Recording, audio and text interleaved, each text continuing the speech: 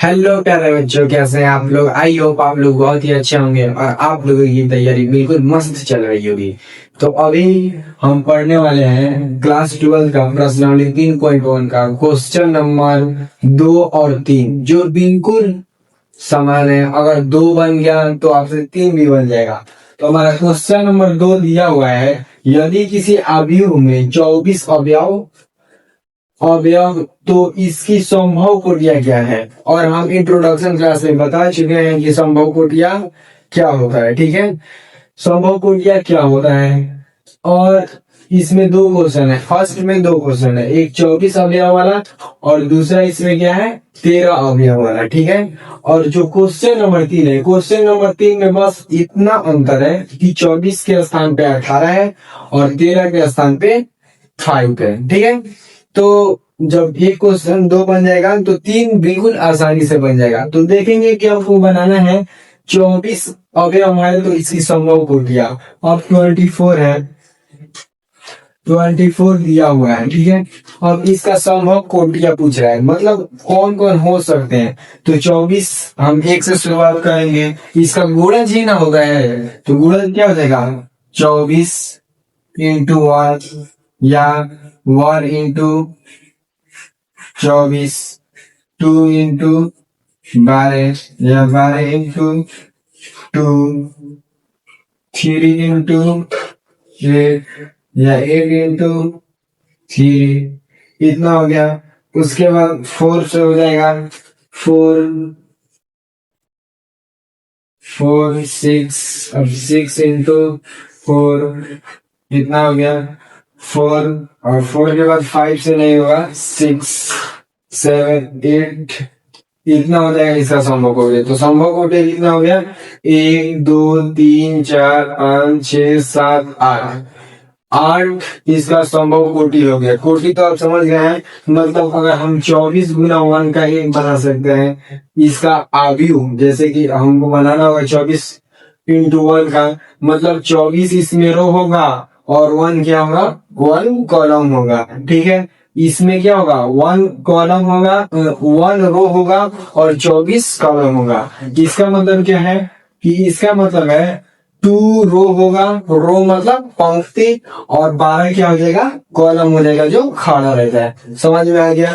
इसका मतलब है कि 12 पंक्ति हो जाएगा, जो पट रहा है पंक्ति 12 हो जाएगा और 2 कॉलम हो जाएगा, तो हमारा 24 अवयव उसमें हो जाएगा। उसके बाद है 3 क्या हो जाएगा रो पंक्ति, और 8 क्या हो जाएगा 8 हमारा कॉलम हो जाएगा, तो उसमें अवयवों की संख्या कितना हो जाएगा 24 हो जाएगा। ठीक है, उसके बाद 8 इंटू 3 8 पंक्ति जो पट रहता है और 3 कॉलम जो खड़ा रहता है। ठीक है, अब हमारा है 4 रो और 6 कॉलम, 6 रो 4 कॉलम, मतलब इतना प्रकार से 6 मतलब 24 का जो संभावित कोटियां है वह 1 2 3 4 5 6 7 8 है।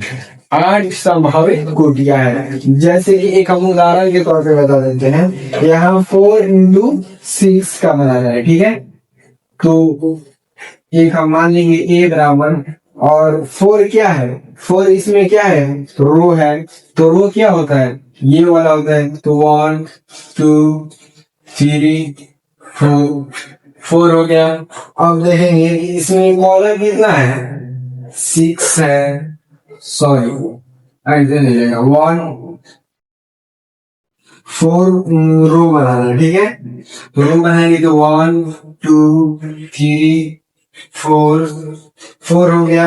अब 6 हमारा कॉलम है, तो यहाँ पे लिख देंगे 2 3 4 5 6, कितना हो गया हमारा 6 1 2 3 4 5 6, 6 हमारा कॉलम हो गया, 4 हमारा रो हो गया। तो यहाँ पे कुछ भी लिख दीजिए 3 4 5 6 7, यहाँ 4 5 6 7 8, यहाँ 5 6 7 8 और 9, और ये हमारा कितना कोटि का हो गया, ये हमारा हो गया 4 इंटू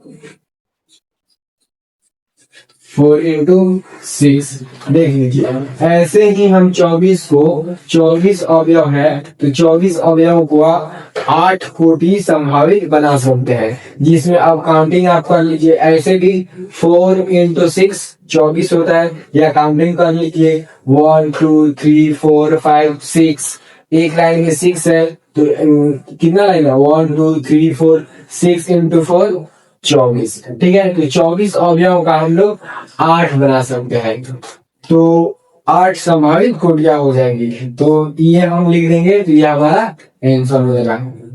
ठीक है, ये हमको नहीं लिखना रहता है, लेकिन ये समझने के लिए कि 24 कोटियां बनाएंगे तो कैसे होगा।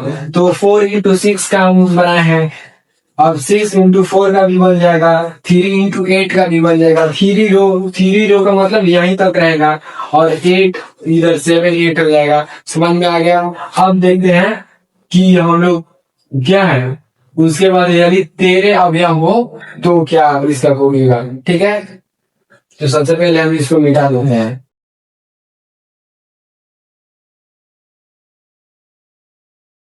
अब हम बात करने वाले हैं कि हमारा 13 अवयव हो तो संभव कोटियां क्या होगा। तो हमारा ये 13 हो गया।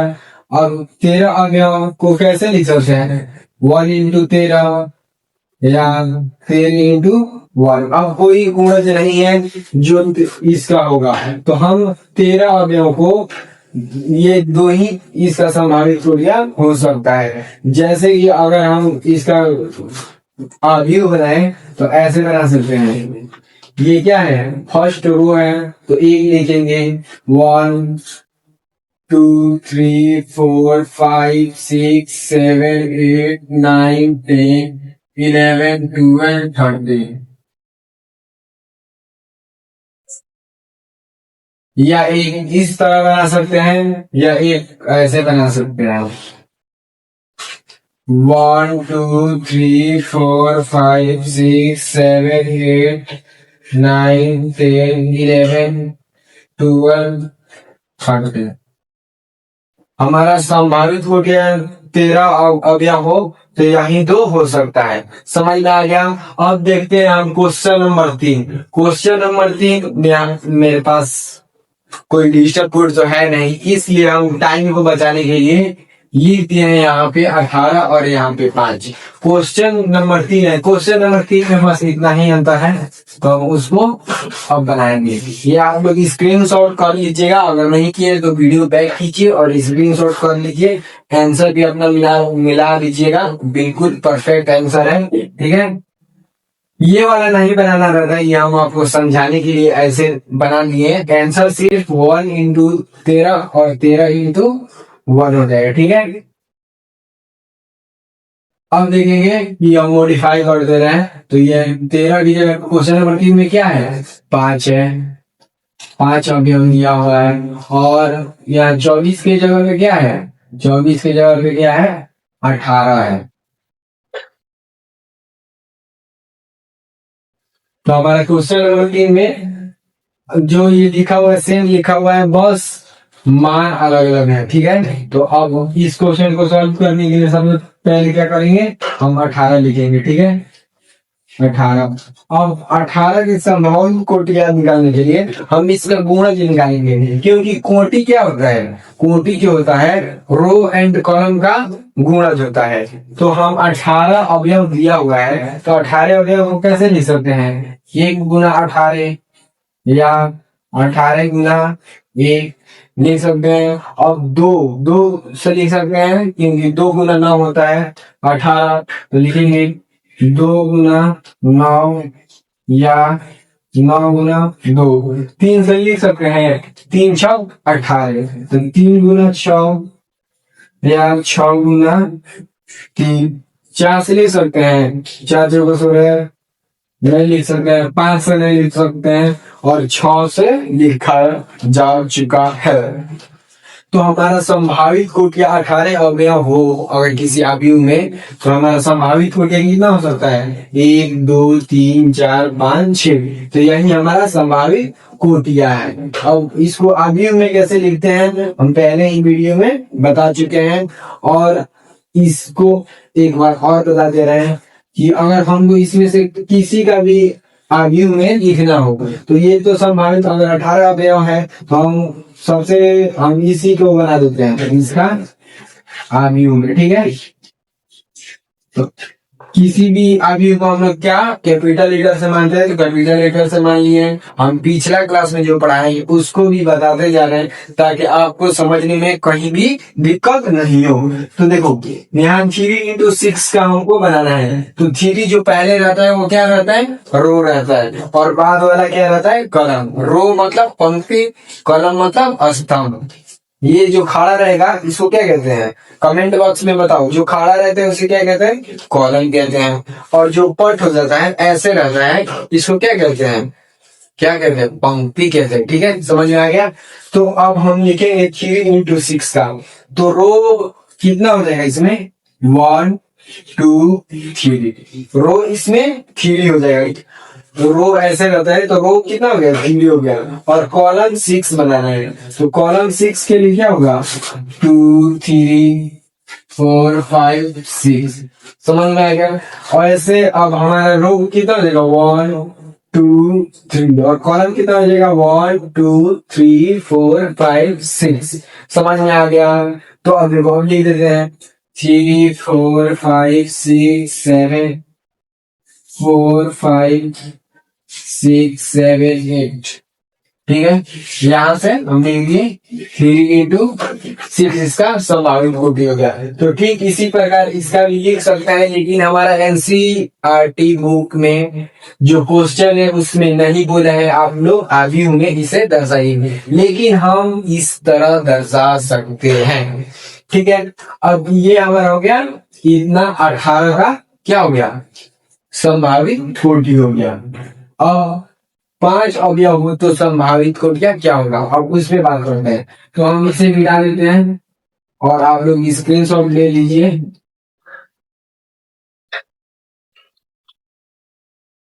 यहाँ तक कोई दिक्कत नहीं है, आई होप कोई दिक्कत नहीं होना चाहिए, क्योंकि ये बहुत इजी चीज है।